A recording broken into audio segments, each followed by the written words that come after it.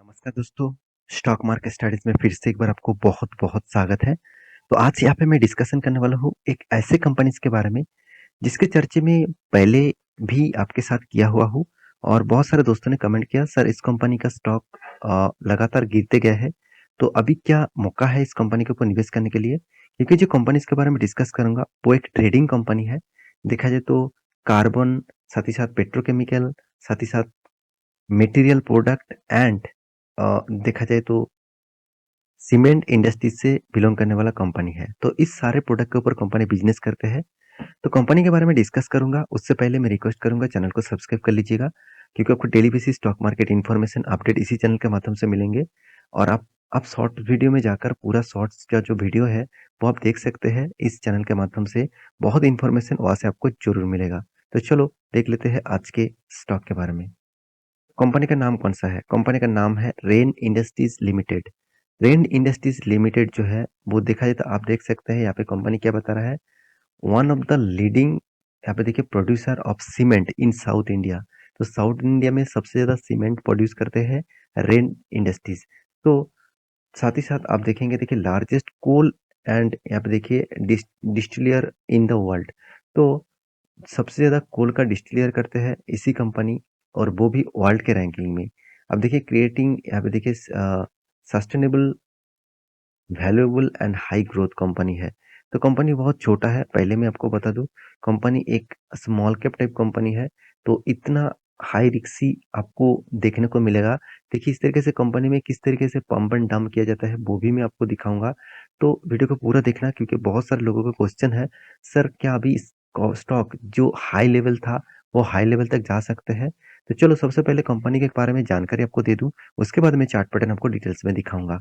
तो यहाँ पे देख सकते हैं 2.4 मिलियन टन्स एनुअली। यहाँ पे देखिए जो कार्बन प्रोडक्ट पेट्रोलियम कार्बन है, जो आप देख सकते हैं यहाँ पे क्या बताया जा रहा है, टू कैल्शियम पेट्रोलियम को कैपेसिटी।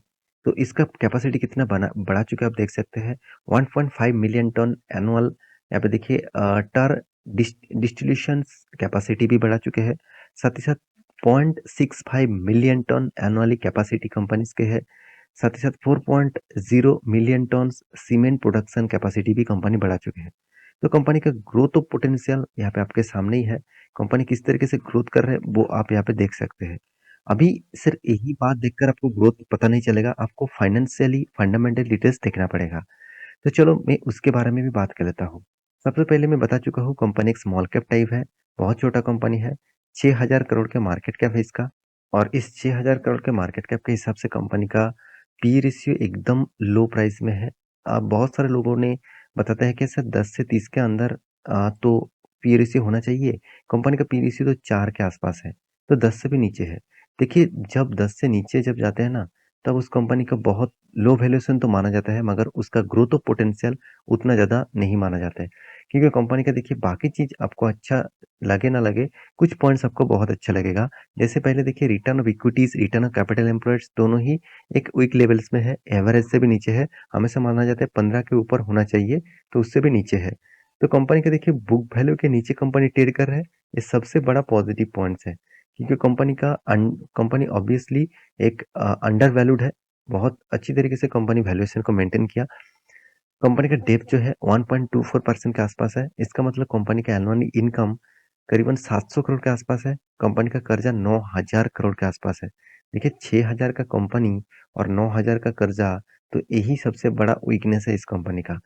तो अर्निंग पर शेयर 37 रुपीज़ के आसपास है। कंपनी का डेप्थ के बारे में बात करें तो 42 पॉइंट सॉरी डेटोस डे के बारे में बात करें तो 42.2% के आसपास है। तो इसका मतलब 42.2 डेज में कंपनी का हाथ में पैसा आ रहा है और कंपनी का प्रोडक्शन करने में 124 डेज लग रहा है। तो कंपनी का सेल्स ग्रोथ 49% के आसपास है, प्रॉफिट ग्रोथ 29% के आसपास है। क्या इस तरीके से कंटिन्यूअसली प्रीवियस भी मेंटेन किया? चलो वो भी मैं आपको दिखा देता हूँ। उसको दिखाने से पहले कंपनी का मार्केट कैप टू सेल्स दिखा दूँ, तो कंपनी का ₹1 कमाने के लिए 0.31 पैसा देना पड़ रहा है। तो कंपनी का डिविडेंड पे आउट के बारे में बात करूँ, तो 5.80% के आसपास कंपनी का डिविडेंड पे आउट है। तो अभी देखना है कंपनी का प्रीवियस डेटा मतलब सेल्स का ग्रोथ। प्रीवियस सेल्स का ग्रोथ उतना खास नहीं है, प्रॉफिट ग्रोथ तो नेगेटिव में है, मतलब छोटा-मोटा नेगेटिव में देखने को मिला है। रिटर्न ऑफ इक्विटी के बारे में बात करूँ सॉरी रिटर्न ऑफ इक्विटी के बारे में बात करूँ तो 12-10% के आसपास है, मगर कंपनी का रिटर्न किस तरीके से हुआ, वो उसके बारे में बात करूँ तो कंपनी का 10 साल में 17%, 5 साल में करीबन 13% नेगेटिव में दिया लॉसेस, 3 साल में 23% के आसपास पॉजिटिव में दिया, 1 साल में 19% के आसपास लॉसेस में दिया। तो यही कंपनी का सबसे बड़ा वीकनेस पॉइंट्स आपको देखने को मिला है। तो कंपनी के बाकी डिटेल्स के बारे में बात करूँ, जैसे देखिए बहुत इंपॉर्टेंट पॉइंट है कंपनी का रिजर्व। तो कंपनी का रिजर्व देखिए हर साल में ग्रोथ होता जा रहा है, ये अच्छी बात है, मगर कंपनी का कर्जा भी दिन के दिन बढ़ते जा रहा है।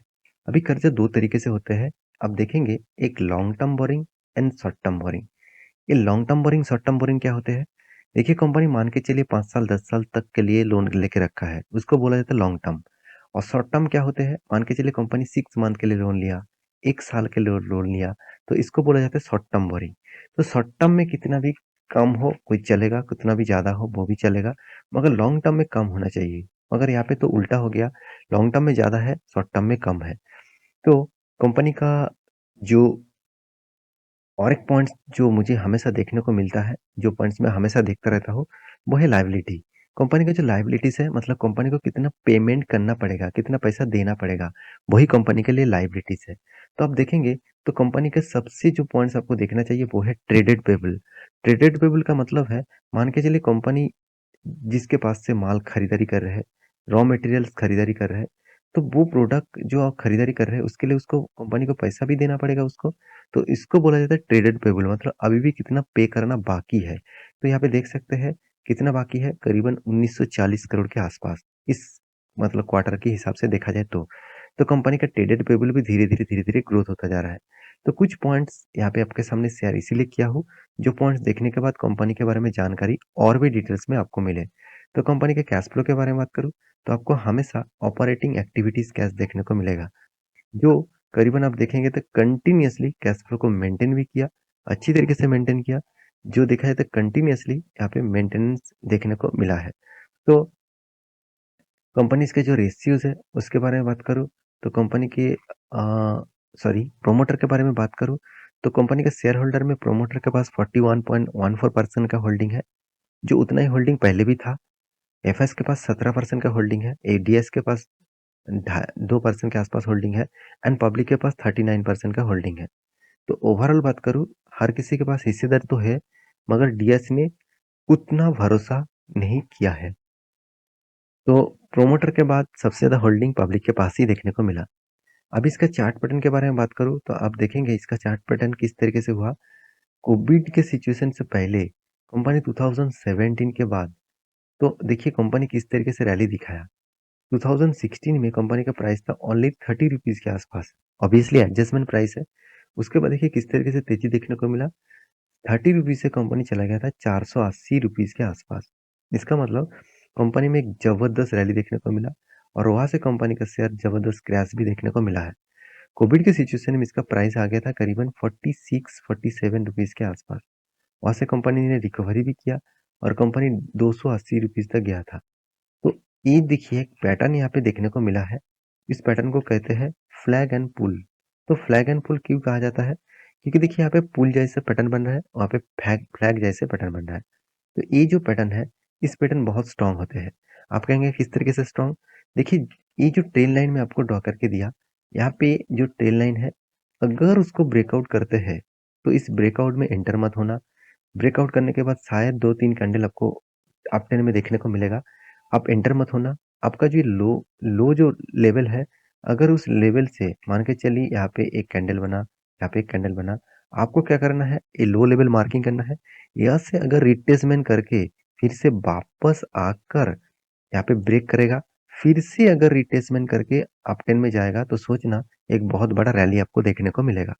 क्योंकि देखिए आप कहेंगे सर यहाँ पे देखिए फ्लैग एंड पुल पैटर्न में यहाँ पे एक बार ब्रेकआउट हुआ था, मगर मैं आपको क्या कौन सा चीज बताया, जब कोई ब्रेकआउट होते हैं पहले रिट्रेसमेंट करने दीजिए। रिट्रेसमेंट हुआ इस कैंडल में, मगर वहाँ पे देखिए ब्रेकआउट नहीं हुआ। तो यहाँ पे ब्रेकआउट नहीं हुआ, इसका मतलब ये फॉल्स ब्रेकआउट था। तो इस तरीके से ब्रेकआउट में ट्रैप मत हो जाना। बहुत सारे लोग ट्रेडिंग करते हैं शॉर्ट टर्म के लिए, तो इसलिए मैं टेक्निकली चार्ट पैटर्न आपको दिखाता हूँ। तो आप आपके हिसाब से रिसर्च करना, उसके बाद निवेश करने के लिए सोचना। तो ये था कंपनी का पूरा डिटेल्स। तो कंपनी के सारी जानकारी आपके पास में दे चुका हूँ। तो वीडियो को लास्ट तक देखने के लिए बहुत-बहुत धन्यवाद। मिलते हैं नेक्स्ट स्टॉक लेके। तब तक के लिए अच्छे से रहिए, अपने ख्याल रखिए। Bye bye.